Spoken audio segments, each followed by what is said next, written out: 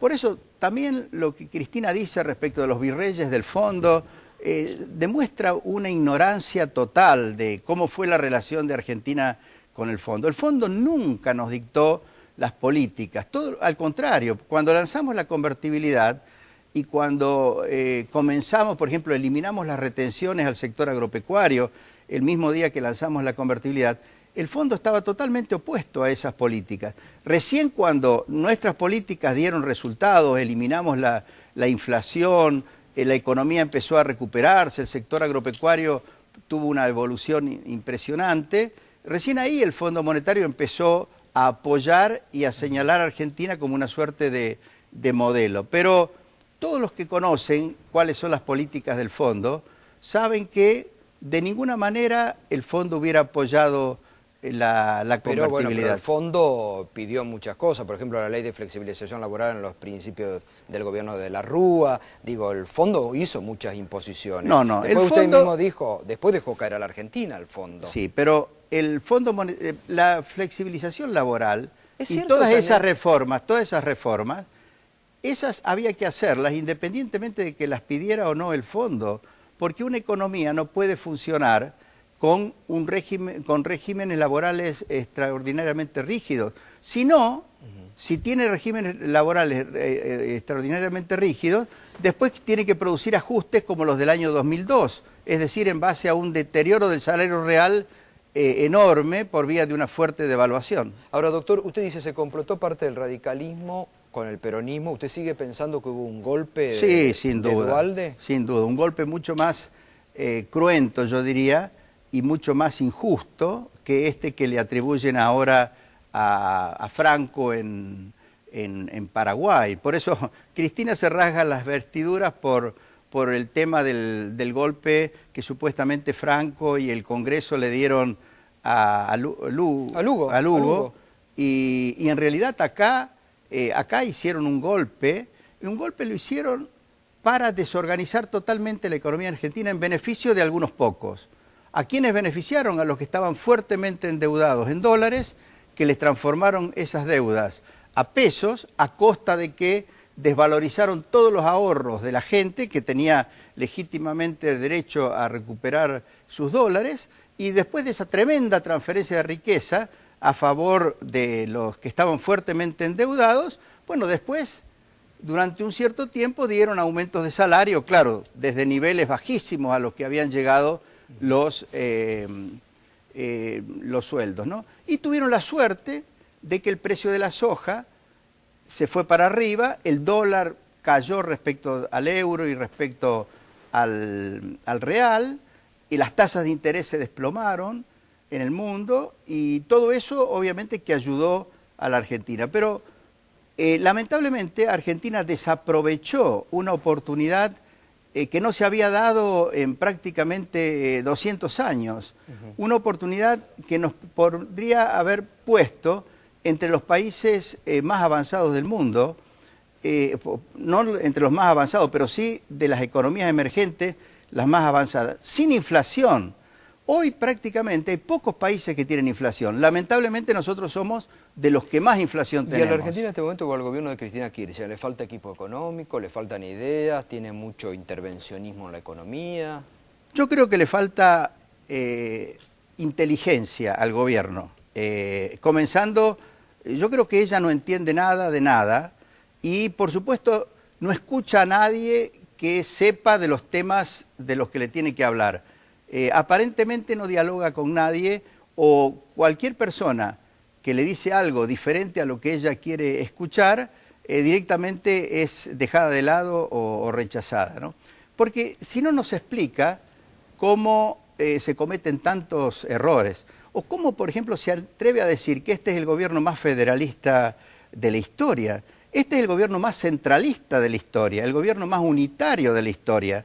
El periodo en que realmente hubo federalismo fue en la década de los 90, porque no cobraba el gobierno nacional el impuesto inflacionario, ni cobraba retenciones, y por lo tanto todo lo que recaudaba era coparticipable. Este gobierno recauda, el grueso de la recaudación viene por dos impuestos, uno que son las retenciones que afectan mucho al sector agropecuario, que no es coparticipable. Y otro, el impuesto inflacionario, que lo pagan hasta los trabajadores por vía de que no se ajusta el mínimo no imponible. Y este impuesto inflacionario obviamente tampoco es coparticipable, porque la forma de recolectarlo es emitiendo dinero por parte del Banco Central, que el Banco Central luego reparte. No el Banco Central, el Gobierno Nacional reparte como se le antoja entre las provincias. Doctor Alejandro Berkovich, que es nuestro columnista económico, tiene preguntas para hacer. Sí, Cavallo, ¿cómo le va? Le quería preguntar, usted cuando anunció el recorte del 13% a los estatales, en su momento enfrentó muchas críticas y mucha resistencia política. Me acuerdo, Hugo Moyano justamente llenó la Plaza de Mayo en aquel momento en contra de lo que se considera un ajuste inédito. Sí. Ahora usted está reivindicando lo que hace Rajoy en España, incluso lo escribió el viernes en un post que vi en su blog, diciendo que era una medida responsable, transparente para salir de la crisis. Ahora, ¿no está enfrentando también un chocarse contra la viabilidad política de ese ajuste brutal, Rajoy? ¿No tuvo 1 millón de personas en Madrid vivando a los obreros del carbón de Valencia, por ejemplo? Sí, pero va a tener 2 o 3 millones de personas si es que en lugar de hacer este ajuste ordenado y transparente y votado en el Congreso que están haciendo, hacen lo que acá hizo Duhalde en el 2002. Porque imagínense, ¿cuál es la alternativa que le sugieren incluso algunos economistas norteamericanos que creen en eso que se llama la ilusión monetaria, ¿no? Le dicen, señores, sálganse del euro, hagan lo que hizo Argentina en el 2002, con todos los contratos laborales y depósitos bancarios y deudas, todo, digan que por ley ya no están más en euros, sino que están en pesetas. Digamos 1 a 1, 1 peseta, 1 euro. Y después, al día siguiente, dejen que la peseta se devalúe extremadamente. Entonces, engañan a todos los trabajadores. El que estaba cobrando 1.000 euros, esos a lo que llaman 1.000euristas, van a estar cobrando 1.000 pesetas que van a valer la mitad en términos de poder adquisitivo. Claro, pero ahora tiene uno de cada 4 desocupados en España. Bueno, pero van a seguir teniendo más desocupados, porque, por ejemplo, acá, si usted compara las cifras de octubre del 2001... con mayo del 2002, la desocupación aumentó inicialmente mucho más de lo que había aumentado hasta aquel entonces. Y la pobreza, ¿para qué decirle la pobreza? Los índices de pobreza, imagínense, en el año 2002, aumentaron tremendamente por el impacto inflacionario, porque no hay mejor fábrica de pobres que la inflación. Entonces, los españoles, por supuesto, no quieren que en lugar de 1 millón de indignados, haya 3, 4, 5 millones de indignados, como son los que habría si en España pasa lo que pasó aquí en el año 2002. Y eso es lo que los españoles están tratando de evitar. Por supuesto, necesitan apoyo de Europa.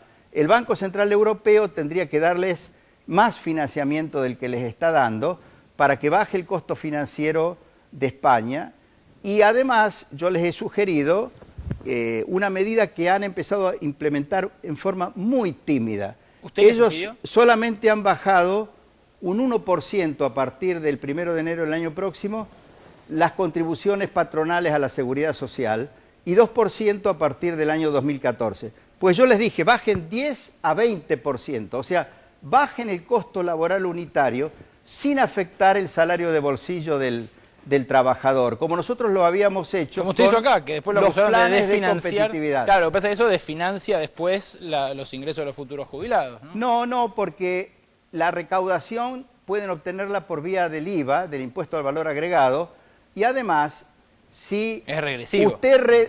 No, pero es mucho más regresivo aumentar los costos laborales y crear desocupación, porque si usted baja los costos laborales por vía impositiva, en lugar de bajarlos por vía de una devaluación, obviamente que contribuye al aumento del empleo sin introducir ese problema tan serio que es la inflación en la economía. O sea, España ineludiblemente tiene que hacer un ajuste, sin duda porque se han excedido en materia de gastos y porque hubo una burbuja inmobiliaria aprovechando el crédito muy barato que tuvieron durante toda una década, y eso ha dejado una situación fiscal muy seria.